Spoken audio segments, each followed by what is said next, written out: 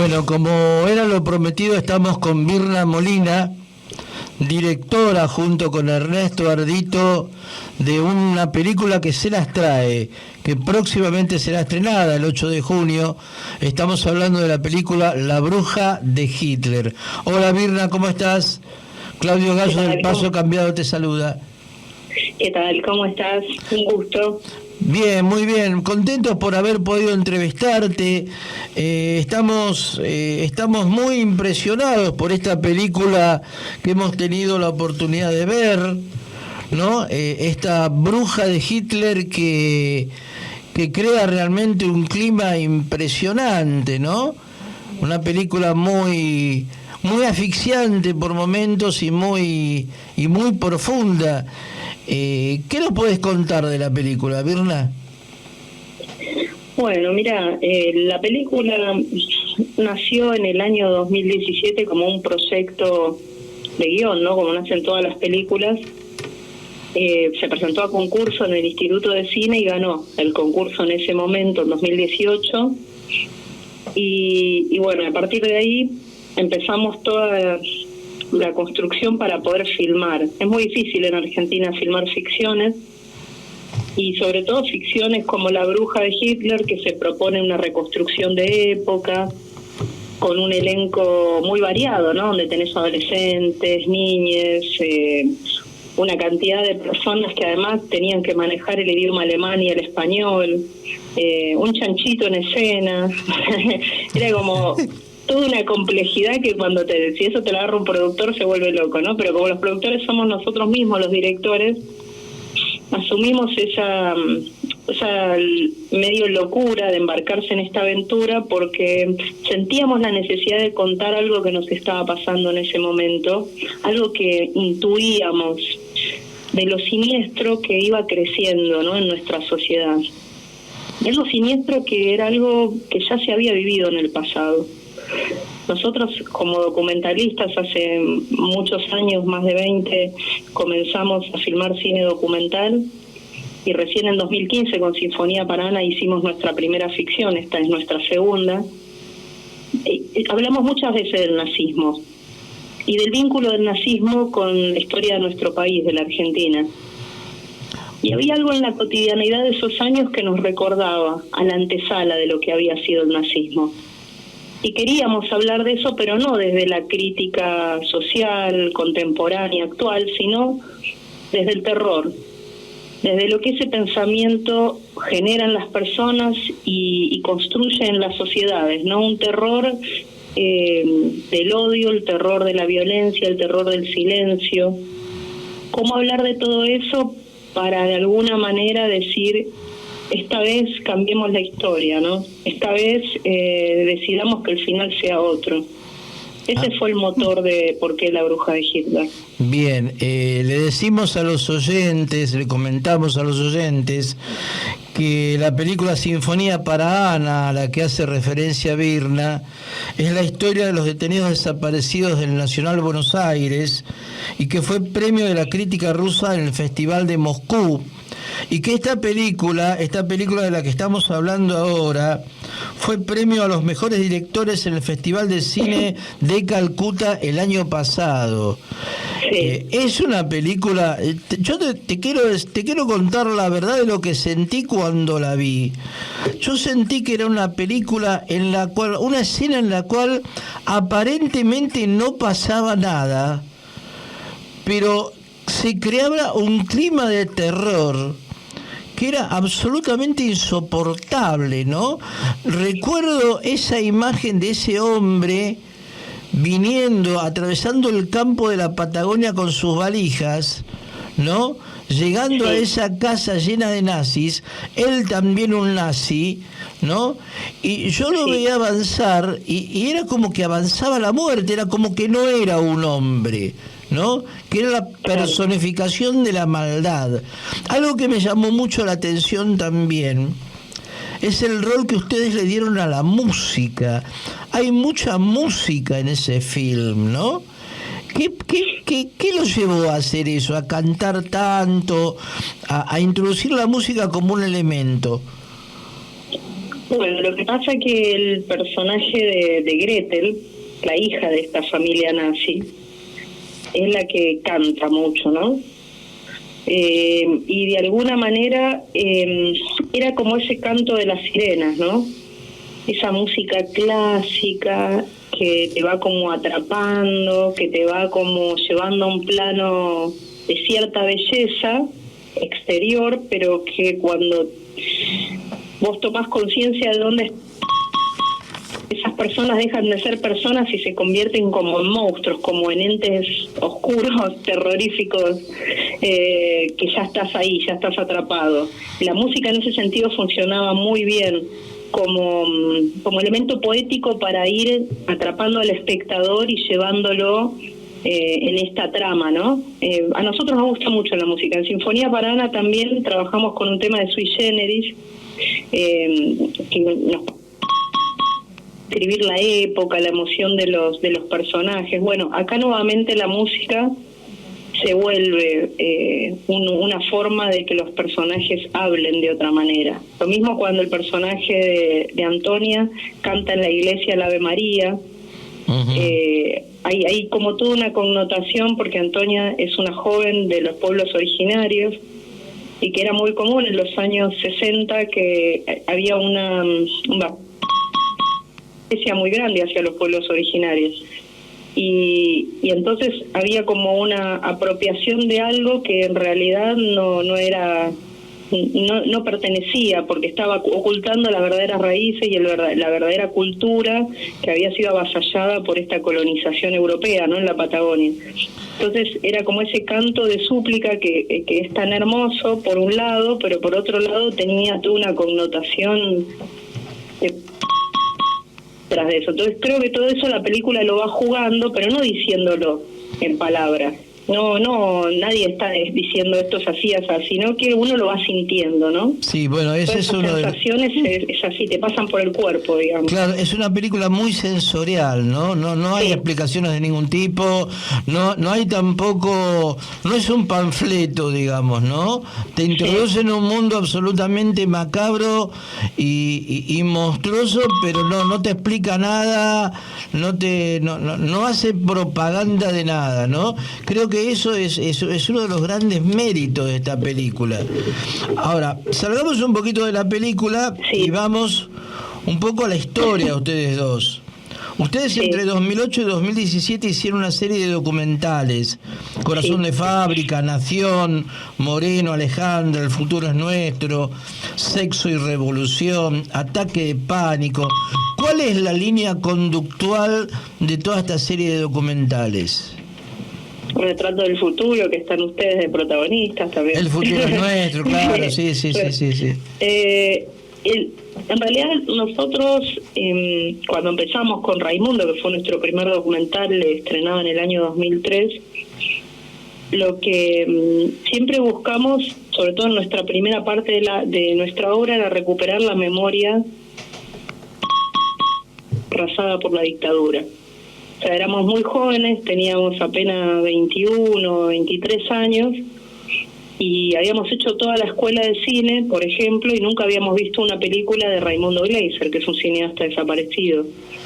Entonces, cuando empezamos a encontrarnos con vestigios de esa obra que estaba oculta, desaparecida como Raimundo, sentimos como esa necesidad de reconstruir el puente.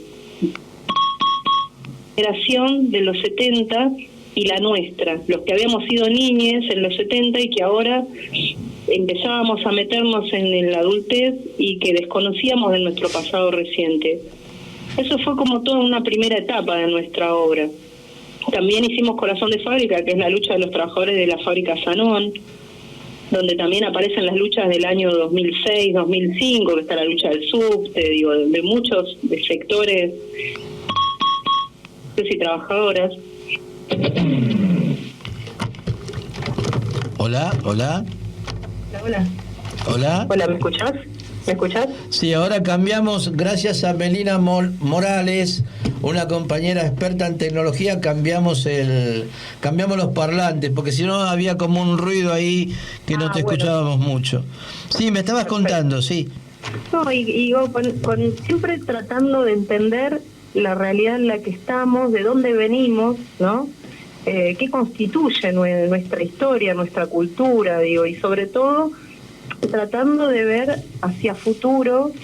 Para poder construir futuro necesitas entender lo que pasó en el pasado. Ese es siempre nuestro norte, ¿no? Es decir, si hubo cosas que fueron horrorosas, terroríficas en el pasado, tenemos que entender por qué, tenemos que entender qué se ocultó, qué se silenció, y por qué las fuerzas que tenían el poder en ese momento actuaron de esa manera, ¿no? Entonces, siempre fue como tratar de entender la historia no desde el lugar del relato oficial, del relato del que ganó, sino desde el relato de la víctima, del relato del que no pudo hablar, ¿no es cierto?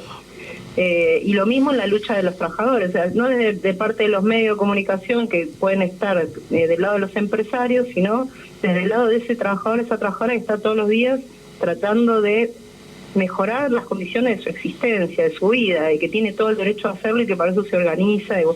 Bueno, y eso rastreado en el tiempo, ¿no? Porque los 60 y los 70 fueron eso, digo, y la época del nazismo en particular fue una época donde había mucha organización en muchos sentidos, pero también había una creciente utilización de la clase trabajadora que estaba muy empobrecida, sobre todo en la Alemania de los años 20 y 30, donde determinados sectores, ¿sí?, con pensamientos absolutamente monstruosos en relación al que era diferente, había que aniquilarlo, tomaron el poder con un discurso que lo que decía era basta de los chorros, los corruptos, los usureros, y en todo eso armaron una lógica, ¿no?, donde fue tremendo, porque fueron como seduciendo conciencias, como dice uno de los sobrevivientes de Auschwitz, que fue uno de los campos de exterminio más grandes, seduciendo conciencias, ¿no? Y ese proceso de seducir no es algo que quedó solo en los años 30, 40, en la Alemania nazi. Es algo que puede volver a ocurrir. Y tenemos que estar atentos y tenemos que conocer cómo se mueve este pensamiento.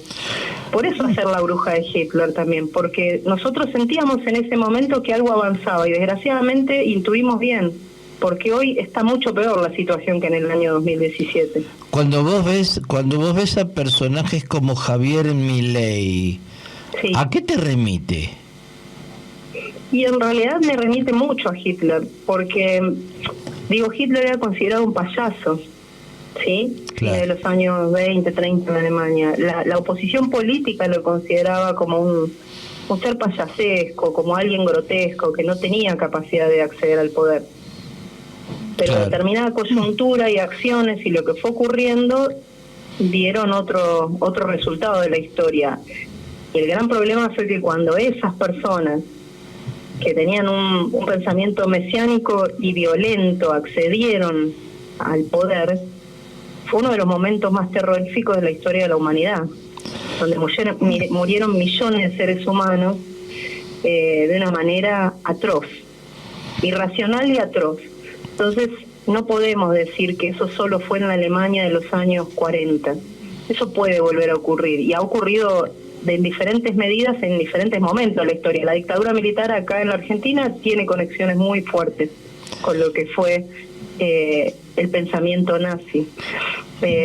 No solo porque había en las salas de tortura se decoraba con esvásticas, ¿no? Las salas de tortura, sí, en muchos de los campos de concentración de la Argentina, sí, sí, sino porque también había esa idea que se instaló en la sociedad, algo habrán hecho, bueno, son culpables de algo, entonces que ahora se aguanten, ¿no? Claro.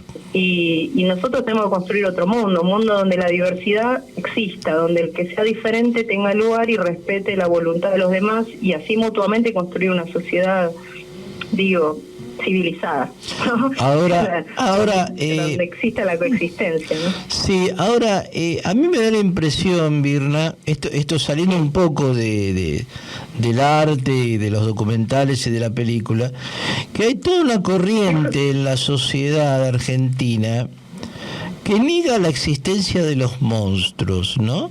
Es decir, sí, los monstruos no existen, todo puede ser discutido, todo puede ser debatido, no eran 30.000, es como que, es como una primarización de la conciencia, ¿no? Es como un regreso, pero no es como un regreso a la edad de piedra, ¿no? Vos no lo ves así, ¿no ves como que hay un embrutecimiento en ciertos sectores? Sobre todo sectores políticos, ¿no? Que te dicen, no, bueno, esto no puede ocurrir, es mentira, lo negamos directamente. Podríamos decir una banalización. Una banalización, sí, sí. Es como, hay algo que no se lo coloca en el nivel de severidad que debería tener. O sea, si una persona en Alemania niega, promueve el negacionismo y niega la existencia del exterminio sistemático, ¿sí?, del pueblo judío en la Alemania nazi, más el pueblo gitano, comunistas, discapacitados, fue una amplia gama donde el pueblo judío fue el más atacado y después había todo un abanico que se iba abriendo, al cual se le iban sumando, ¿no es cierto? Finalmente en la cadena, si no eras ario, ibas a morir igual. Claro. Era como toda una locura, ¿no?, demencial. Si alguien se atreve hoy a negar eso, va preso, ¿no? Claro, va preso. Claro. Porque hay leyes y hay una lógica que trata de cuidar a esa sociedad para que las atrocidades no vuelvan a acontecer. Con errores o no, pero tienen un sistema que más o menos, en ese sentido hay un acuerdo social, un pacto social. Desgraciadamente en nuestro país, las autoridades más de mayor responsabilidad en determinados periodos, como fue el gobierno de Macri, salieron a hacer público discursos de negacionismo hacia la dictadura militar y hacia el genocidio que ocurrió en nuestro país. Entonces, en ese sentido, es gravísimo, porque están destruyendo la institucionalidad y el diálogo. Entonces, mientras por un lado promueven y dicen que habilitan el diálogo, por el otro salen a estimular el negacionismo y a construir un discurso de violencia y de odio. Entonces eso es esquizofrénico para nuestra sociedad y además es delictivo, no debería ocurrir. Por eso es muy importante traer la memoria. Y traerla no solo desde el documental o un relato más lógico, sino desde el arte, en toda su potencia, ¿no? Porque a veces hay cosas que no las terminamos de entender, pero sí las podemos sentir. Entonces la bruja de Hitler trata de eso, ¿no? De apelar a las percepciones sensoriales que tenemos guardadas, a la memoria a la memoria de nuestros ancestros para poder alertar cuando hay algo que nos va a traer un peligro social muy grande, ¿no? Que nos va a llevar a un momento de mucha tristeza y de mucha violencia, ¿no? O sea, es increíble que hoy tengamos candidatos que promuevan la violencia. Bueno, forma de solución de algo, es tremendo. Contanos un poquito, Virna, ¿cuándo es el estreno? ¿Dónde la van a estrenar? ¿Cómo se pueden conseguir las entradas? Todo eso. Te cuento, la peli se estrena, se iba a estrenar este jueves, 1 de junio, pero quizás para la gente que no sabe, cuando una película se estrena comercialmente en las salas de cine, las salas recién el lunes previo, o sea, en el día de ayer, nos informaron qué salas estaban disponibles y en qué horarios, ¿no? Entonces, la verdad es que se estrenaron varias películas norteamericanas grandes, se llevaron todas las salas, o sea, las exhibidores priorizaron darle lugar a estas salas y la verdad es que nos dejaron sin salas. Claro. Entonces decidimos, cosa que pasa varias veces en el cine, posponer una semana del estreno para que haya mejores condiciones. La idea es que se va a estrenar en las salas comerciales, las salas de cine, que la gente la va a poder ir a ver. Nosotros tenemos un Instagram que se llama La Bruja de Hitler, entonces ahí vamos a poner los horarios, o también en el Instagram Virna y Ernesto, que es donde están todas nuestras películas, vamos a poner las salas y los horarios donde a partir del jueves 8 el público va a poder ir a ver la peli, que es una peli, la verdad que está buena ir a verla al cine porque es muy poderosa en términos de imagen, sonido, se disfruta mucho en el cine, realmente vale la pena, no es lo mismo verla en la tele, y bueno, vamos a eso, ojalá que el público la sostenga, la abrace, la recomiende, porque es la forma que tenemos también de poder seguir haciendo cine, como le decimos, independiente, porque no pertenece a ninguna plataforma grande, y tampoco a una mega coproducción internacional. Entonces es un cine argentino y bastante independiente de los grandes monopolios, que bueno, que trata de que se ha hecho un lugar muy fuerte en los festivales, en el exterior, pero que es difícil a la hora del mercado y de las propuestas de las salas conseguir buenas salas. Así que en eso estamos peleando y dándole una batalla ahí para que las películas argentinas sigamos teniendo salas de cine para que sean vistas por nuestra gente, ¿no? Yo quisiera agregar a lo que vos estás diciendo la excelente calidad de las actuaciones. Sí. Son unos actores y unas actrices que realmente yo pocas veces he visto, no te lo digo para halagarte, te lo digo porque lo siento, pocas veces he visto tanto que se dice con tan pocos recursos, con una expresión, con una mirada, con un silencio. La película habla permanentemente con el espectador. Hay actores que simplemente con un movimiento de la mano te describen un mundo. Es increíble, sobre todo los niños, ¿no? Es muy difícil encontrar niños que actúen así, ¿no? Que tengan esa mirada.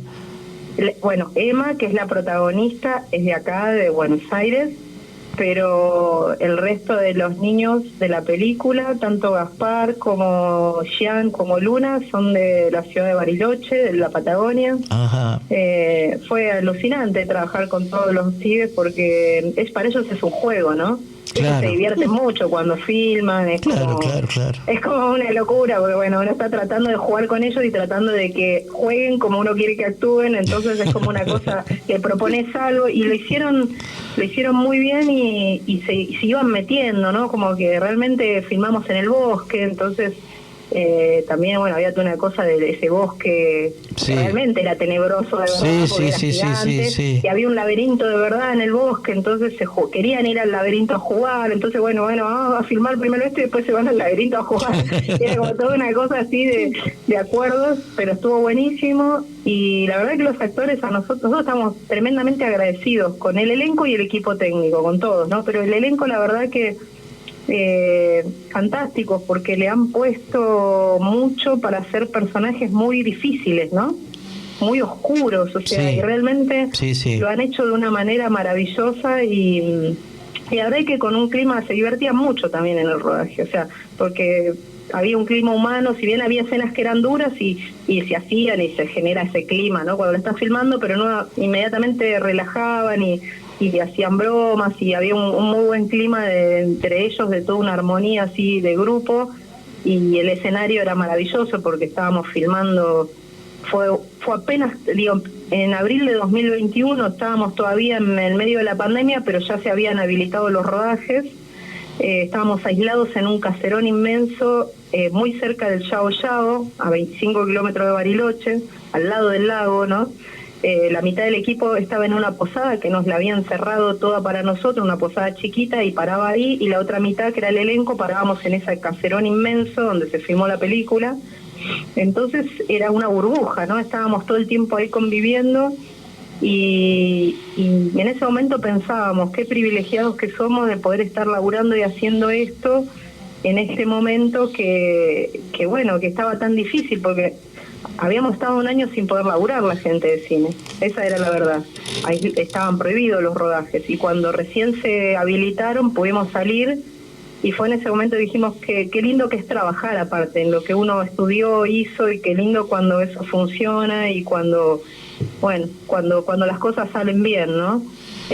Ahí agradeces eso, de poder hacer lo que a uno le gusta y trabajar y vivir de eso. Y bueno, ahora falta eso, que se complete con la gente en la sala, porque las películas las tiene que ver la gente. Seguramente mucha gente va a ir a ver esa película. Seguramente, porque cuando se empiece a correr el boca a boca, seguramente que van a ir muchos. Escúchame, ustedes recibieron, tengo entendido, 2 becas, una en los Países Bajos y otra en Canadá. Además de las becas, ¿cuál es la forma en que ustedes recuperan todo lo que invierten? Porque imagino que estas películas no son baratas. Sí.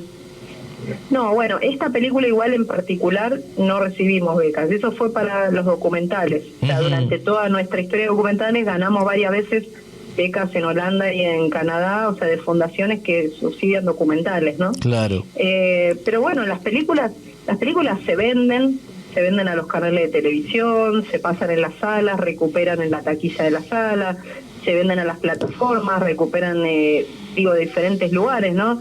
Es como que hay todo un circuito por eso digo, es muy importante que esa película funcione, porque con ese dinero va circulando. Y después, bueno, tenemos un instituto de cine que nos da una ayuda para poder, principalmente lo que son para todos, documentales y ficciones, que obviamente con un porcentaje de lo que es de la producción industrial del cine va a parar al fondo de fomento, y eso permite que nos ayude, ¿no? O sea, uno guarda plata, hiciste una película, te fue más o menos bien, ahorraste, guardás esa plata, conseguiste el apoyo del instituto, invertís la plata que ahorraste en la película, hacés la película y volvés, y así es el círculo. Está bien. En general es como difícil, pero uno... Bueno, es como toda una cosa, nosotros somos muy artesanales con Ernesto en la realización, entonces hacemos el montaje, el guión, eso también nos ayuda a poder gastar más plata en los actores, en los técnicos, en el alquiler de cámaras, en el alquiler de las locaciones, en la logística, porque hay muchos roles que no los tenemos que pagar porque los hacemos nosotros, entonces de alguna manera eso compensa y podemos invertir más plata en la película, que a veces sí... Es más difícil, ¿no? Cuando tenés que tercerizar todos los roles porque ahí no te alcanza, digamos. ¿Cuánto tiempo de filmación tuvieron? Y estuvimos 1 mes y 1 semana filmando. Mirá. Pero habíamos estado como 2 meses en preproducción, que es cuando vas preparando todo con el equipo, con la jefa de producción y la asistente de dirección, y nosotros 2 estuvimos 1 año trabajando en la película, preparando cosas, ¿no? O sea, antes, es como un trabajo más de hormiga, que uno lo va mezclando con otros trabajos, ¿no? Claro. O sea, mientras tanto vas haciendo otras cosas, parte de la industria, a veces trabajas en otras películas, a veces haces procesos técnicos de postproducción, a veces das clases, es como... Y bueno, y si ganas un festival y ganas un premio en plata, es buenísimo porque eso va directo a la siguiente película. Es medio así, así es nuestra forma, ¿no? Hay gente que no, pero nosotros sí hacemos de esa manera, digamos. Perfecto. Ustedes hicieron una serie que se llama Memoria Iluminada, sobre la vida de grandes escritores como Cortázar, Borges, Pizarnik. ¿Cómo fue esa? ¿Por qué se les ocurrió hacer esa experiencia? ¿Qué había ahí? Esa serie... Sí, duró de 2011 a 2014 en Canal Encuentro. Después se siguió pasando un montón, se sigue pasando hasta hoy, ¿no? Pero empezó como una propuesta de Canal Encuentro que nos convocó para hacer una serie sobre escritores, y empezamos con Pizarnik, y la primera era sobre Gleiser, que era el cineasta que nosotros ya habíamos hecho de la película, que hicieron que hagamos una versión de serie, y sobre Alejandra Pizarnik. Ahí arrancamos y después se sumó al año siguiente Paco Urondo y María Elena Walsh. Y después, el último año, después hicimos El futuro es nuestro, en el medio, que era la historia documental sobre los pibes desaparecidos del Buenos Aires, que eso fue como casi que nos inspiró para hacer después Sinfonía para Ana, que es la novela que escribió una de las protagonistas de este documental. Y después hicimos el último año sobre Borges, Cortázar y Bioy Casares, que fue increíble porque era como recuperar la historia de estos grandes escritores y escritoras de la Argentina y llevarlo a un universo más poético, ¿no? Nosotros trabajamos mucho con sus textos, las voces, la recreación del imaginario de los libros. Fue una experiencia alucinante porque no solo era muy agradable filmar sobre ellos, sino que aprendimos un montón de ellos, la verdad. Fue como aprender, poder meterse en el universo de Borges de golpe, y meterse ahí y leer todas sus obras y recrear eso, ir a los espacios que Borges transitó, filmarlos, estar con gente que estuvo con Borges, como fue Kodama, y lo mismo Pizarnik. Pizarnik fue increíble. Para mí fue el más alucinante porque a Pizarnik, primero porque me fascina y aparte porque la gente que estaba en torno a Pizarnik era alucinante, muchos ya han fallecido, otros todavía por suerte están vivos y tienen un conocimiento y una parte de la historia de la literatura y de la poesía y de una época de nuestro país que la verdad que fue hermoso poder conocerlos, entrevistarlos y filmarlos, ¿no? En los lugares donde habían estado junto a la escritora. Alejandra, debajo estoy yo, Alejandra, ¿no? Sí. Qué increíble esa mujer, qué gran poeta, la verdad, qué gran poeta. La verdad, lo felicito. Yo jamás hubiera sospechado que ustedes habían hecho una cosa así, pero realmente impresionante. La verdad que nosotros aprendimos mucho de Alejandra en términos de lo poético. Cómo volcar esa maravilla de observar el mundo a través de la poesía, pero desde el cine. Claro. Fue tal el ejercicio de cómo retratarla a ella, cómo retratar su obra, cómo poner esas palabras del poema que estabas recitando recién, cómo llevarlo al plano de las imágenes y el sonido. Claro. Y todo ese ejercicio que fuimos haciendo por años, después de alguna manera uno lo vuelca en la ficción. En La bruja de Hitler se volcó muchísimo. Y además que era una cuota pendiente también, ¿no? Con Raimundo, con Alejandra, grandes artistas pertenecientes a la comunidad judía que vivieron el Holocausto de primera mano, porque sus familias eran familias que se habían escapado y habían venido acá a la Argentina, sobreviviendo unos pocos, el resto habían sido masacrados en la Europa de la Segunda Guerra Mundial. Entonces, y toda esa gente que a nosotros nos metió como en un imaginario nuevo de ver el mundo alucinante, ¿cómo no hablar de lo que llevó al exterminio de esa gente que era maravillosa? O sea, ¿cuánta gente maravillosa fue exterminada por los nazis? Walter Benjamin. Claro. ¿Cuánta gente maravillosa? Gramsci fue asesinada por Mussolini, y perseguidos. ¿Cuánta gente el fascismo, que era maravillosa, destruyó y que podría haber cambiado la historia de la humanidad, y hoy sería otro el presente que vivimos? Claro, pero no hay que olvidarse de eso. Indudablemente. Bueno, al respecto de la comunidad judía en Argentina hay como un problema que no es un problema casual, por lo menos esa es mi opinión, ¿no? Los líderes de la comunidad judía hablan mucho del Holocausto en Europa, pero no hablan nada o casi nada sobre los pogroms en la Argentina, ¿no? Y sobre la persecución a los judíos en la Argentina. Está llena la historia de ejemplos de persecución a la comunidad, sinagogas quemadas, mujeres arrastradas de los pelos por la calle, violadas, chicos asesinados a balazos por los galeritas de las primeras épocas del siglo XX. Hay como una historia que está negada ahí, ¿no?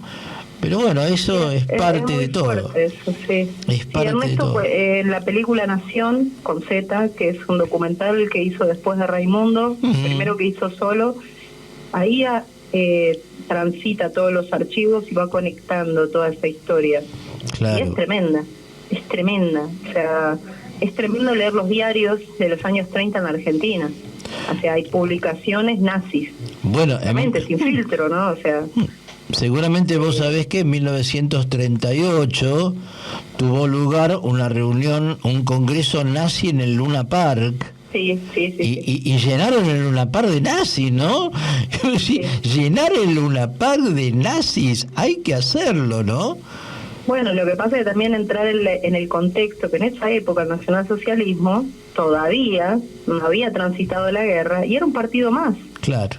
Entonces, ahí ¿podemos volver a aceptar que una organización política que estimula el odio y la destrucción de un sector de la población vuelva a tener la libertad de presentarse democráticamente en elecciones? O sea, después de lo que vivió la humanidad, ¿se puede volver a aceptar eso? Porque en los años 30 no se sabía cuál era el final, pero hoy sí. Entonces, si hoy hay personajes que están estimulando el mismo discurso, ¿sí?, ayornado a los tiempos modernos, pero el mismo discurso de fondo, y la sociedad no alerta a esto y no pone un freno, es decir, la línea del pacto social de la democracia y los derechos humanos no puede ser traspasada. Bueno, ¿no? El límite que no se puede pasar, claro, digamos. claro, bueno, salvando las diferencias políticas, no tenemos que olvidar que le metieron una pistola en la cabeza a la vicepresidenta de la Nación, a una mujer a la cual, más allá de sus ideas políticas, le dijeron todo lo aberrante que se le puede decir a una mujer durante años y años, y nadie hizo nada, ¿no? Parecía algo normal, digamos, ¿no? Puta, yegua, loca, y nadie movió un dedo, ¿no? Es tremendo. Bueno, eso es tremendo, pero siento que el nivel de irresponsabilidad que de conjunto la sociedad estamos teniendo, de no ser más rigurosos en el término de plantear el límite que no se puede cruzar, eso es algo que se va acumulando y lo vamos a padecer. O sea, no es gratuito. Indudablemente. Cuando uno permite que la violencia avance y lo justifica, porque hay muchos sectores que la justifican, ¿no? Bueno, ¿cuál sería el justificativo? Ella se lo buscó como... Es una locura. Claro que es una locura. Es alentar el femicidio en su esencia, claro, ¿no? Sí. Alentar, el asesinato en su esencia es una locura. Lo que pasó con Cristina es una locura. Es una locura que haya el nivel de impunidad que hay. No solo es alentar, sino que es regodearse en eso, ¿no? Es como un escalón más allá de la crueldad, es el sadismo en extremo, ¿no? Mirá lo que te hago, ¿no?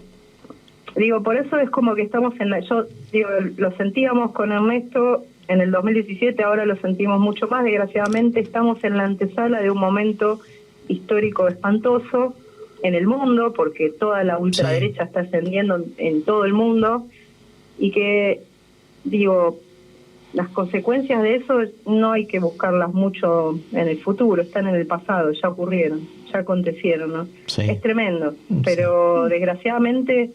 lo único que podemos hacer desde el arte es volver a plantearlo desde otro lugar distinto, ¿no? No desde el discurso, sino desde tratar de sentir en la ficción el horror de lo que puede llegar a ser la vida real. Si esa gente se hace cargo del control de nuestras vidas, ¿no? A partir del poder político. Correcto. Bueno, Virna, lamentablemente me encantaría seguir charlando con vos, pero se nos fue el programa. Te pido, por favor, una vez más, que digas tus cuentas de Instagram y que repitas que cuándo es el estreno y cómo puede hacer la gente para ir a verla.